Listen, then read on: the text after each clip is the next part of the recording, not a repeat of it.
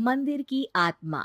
गांव बापस्ती की पहाड़ी पर एक मंदिर था जो कई वजहों से प्रसिद्ध था। बापस्ती के परिवारों में आपसी सौहार्द बना हुआ था। इसकी वजह उस मंदिर को ही बताया जाता है। अरे ओ विमला, ये इस मंदिर की कहानी क्या है रे? अरे ये मंदिर इस गांव के लिए बहुत ही शुभ है। अरे शुभ तो है, तो फिर भी लोग इस मंदिर से दूर क्यों रहते हैं? ये इतना वीरान क्यों रहता है? अरे बड़े बुजुर्ग कहते हैं कि मंदिर में आत्माओं का राज है जो लोगों की मदद करते हैं, लेकिन मंदिर से सभी को दूर भी रखते हैं। अरे ये कैसी आत्माएं हैं जो लोगों की मदद भी करते हैं और लोगों को मंदिर से दूर भी रखते हैं? अरे यही चलता आया है यहाँ पर, इसीलिए कोई कुछ बोलता नहीं। क्योंकि जिसके घर में कोई भी परेशानी होती है तो बताते हैं कि इस मंदिर से उन्हें मदद मिलती है। अरे वाह, ये तो अच्छी बात है। तभी इस गांव में इतनी खुशहाली दिखती है। तभी बाहर किसी की चीखने चिल्लाने की आवाज आती है। दोनों बाहर निकलती हैं तो देखती हैं कि गांव के एक बुजुर्ग रो रहे हैं क्योंकि शहर से उन्हें कोई बुरी खबर मिली है। अरे क्या हुआ चच्चा, रो क्यों रहे हो आप? हाँ चाचा, बताओ ना, हुआ क्या? अरे क्या बताऊं बेटे, मेरा बेटा शहर गया हुआ था कमाने, लेकिन आज खबर मिली है कि उसका एक्सीडेंट हो गया। वो अस्पताल में भर्ती है। अरे तो इसमें परेशान होने की क्या बात है चाचा? जाओ शहर और बेटे का इलाज करवाओ। हाँ चाचा, विमला सही कह रही है। आप शहर जाओ और इलाज करवाओ। अरे कैसे इलाज करवाऊं, अभी पैसे नहीं है और शहर के अस्पतालों में इलाज का खर्चा लाखों में आता है। अरे चाचा, भगवान पर भरोसा रखो, कहीं ना कहीं से मदद जरूर मिल जाएगी। बस आज का दिन कैसे भी काट लो। अरे अब तो बेटा थोड़ा समय काटना भी मुश्किल होता जा रहा है। देख कमला, तू ही समझा चाचा को।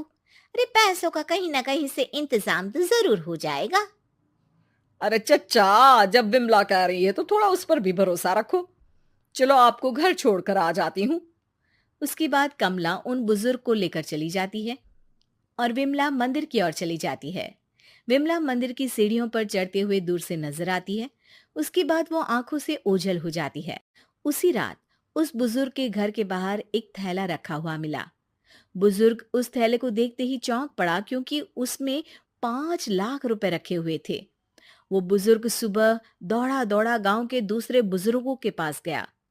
अरे मंगल भाई सुनो, मेरे घर के बाहर ये पैसों से भरा बैग रखा हुआ मिला है। अरे किसका है ये भाई?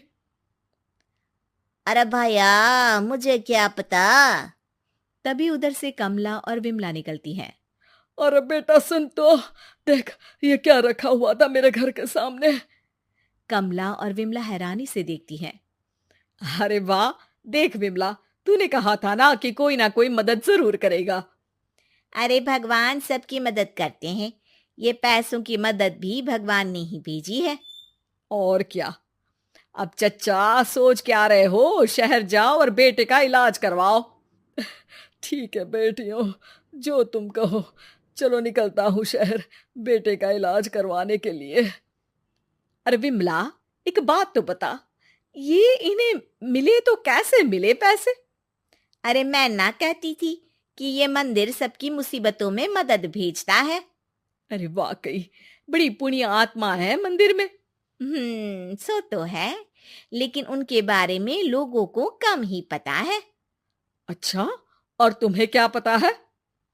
अ, जितना पता था वो तो बता दिया। ना रे ना, मैं नहीं मानती। तू कुछ तो छिपा रही है। अरे कुछ ना छिपा रही, जो पता था वो बता दिया। मंदिर से लोगों को मदद मिलती है, बस इतना ही पता है। ठीक है बाबा, अब नहीं पूछूंगी। इसके बाद उसी रात कमला चुपचाप अपने कमरे से निकलती है और मंदिर की ओर चल पड़ती है। कमला धीरे धीरे मंदिर के दरवाजे पर पहुंचती है। अंदर से हल्की हल्की रोशनी आ रही थी। इसके बाद जो वो देखती है वो हैरान रह जाती है। कमला इसके बाद तेजी से वापस लौट आती है। दूसरे दिन सुबह सुबह। अरे विमला, तू तो छिपी रुस्तम निकली। है? ऐसा क्या छिपा लिया मैंने? अरे तूने तो भनक ही नहीं लगने दी और चाचा की मदद भी कर दी। हैं? ये क्या कह रही हो? ऐसा कैसे कह सकती हो तुम? मैंने कोई मदद वदद नहीं की। अरे सब पता है मुझे, कल रात मैं गई थी मंदिर। तो क्या देखा? अरे तुम्हारा पति और कुछ लोग वहां दिखे। बोरियों में नोट भरे हुए थे और सभी नोट गिनने में लगे हुए थे। तो तुम्हें क्या लगा? वो क्या कर रहे थे? अरे मैं समझ गई कि वो लोग कहीं से डकैती कर पैसे लेकर यहाँ मंदिर के पीछे छिपाते हैं। अब जब तुम जान ही गई हो तो बता देती हूँ, लेकिन ये बात किसी को पता नहीं लगनी चाहिए। मेरे पति डकैती नहीं डालते हैं, बस उन लोगों से पैसे छीनते हैं जिन्होंने गलत तरीके से पैसे बनाए हैं। और फिर लोगों की मदद करते हैं। यही है वो पुण्य आत्माएं जो लोगों को मदद पहुंचाती है। अब समझी? हाँ, अब समझी उन पुण्य आत्माओं का चक्कर। सही है। करते रहो मदद, लेकिन सावधानी से, मेरी तरह कोई और ना पहुंच जाए।